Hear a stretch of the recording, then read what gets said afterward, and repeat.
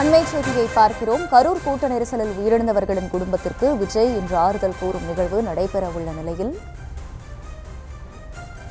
கோரிக்கைகளை எழுத்துப்பூர்வமாக அவர் பெற்று வருகிறார். அங்கே அதற்கான ஏற்பாடுகளும் தொடர்ந்து நடைபெற்று வருகிறது. கூடுதல் விவரங்களோடு இணைகிறார் செய்தியாளர் ஜெர்ரி. ஜெர்ரி, வணக்கம். எப்பொழுது இந்த நிகழ்வு சரியாக தொடங்க இருக்கிறது? தற்போதைய கள தகவல்கள் என்ன? வணக்கம்.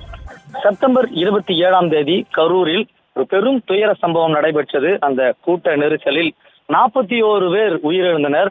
அந்த குடும்பங்களை தற்பொழுது விஜய் மாமல்லபுரம் வரவழைத்து இன்னும் சற்று நேரத்துல சந்திக்க இருக்கிறார்.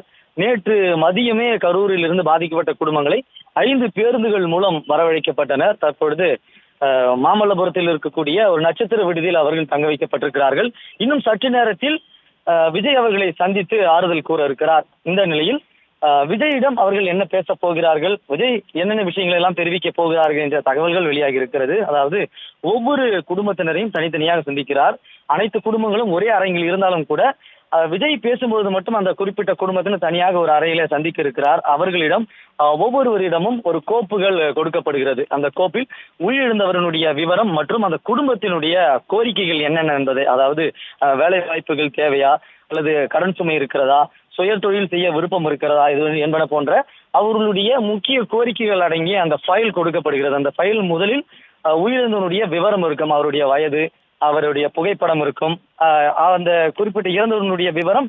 அதன் பிறகுதான் குடும்பத்தினருடைய கோரிக்கைகள் அதில் குறிப்பிட்டிருக்கும். அதை விஜய் பார்த்த பிறகு அவரிடம் அவர் நேரடியாக கேட்டறிகிறார்.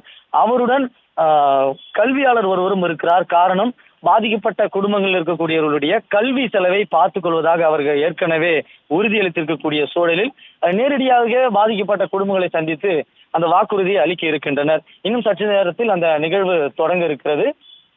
சரியாக 30 நாட்கள் கடந்து விட்டது.